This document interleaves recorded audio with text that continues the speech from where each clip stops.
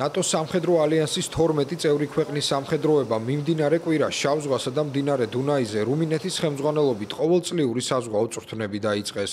ეგრეთ წოდებული საზღვაო ფარის წვრთნებში 2300-ზე მეტი სამხედრო მონაწილეობს და მისი მიზანია სახმელეთო, საჰაერო და საზღვაო ძალებს შორის კოორდინაციის გაძლიერება. წვრთნებში ჩართული არიან 1600-ზე მეტი რუმინელი სამხედრო და 11 პარტნიორი ქვეყნის ჯარისკაცები ევროპიდან და ჩრდილოეთ ამერიკიდან.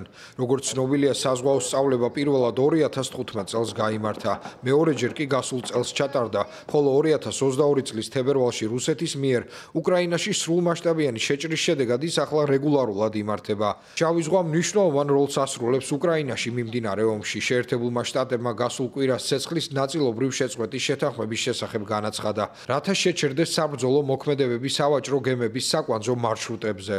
მიუხედავად იმისა, რომ უკრაინაც და რუსეთის ტექნიკურად დასთანხმდნენ შეთანხმებას, ჯერ კიდევ გაურკვეველია, როგორ და როდის შეასრულებენ მას. ისიც გასათვალისწინებელია, რომ რუსეთი აჭიანურებს პროცესს დამატებითი მოთხოვნებით.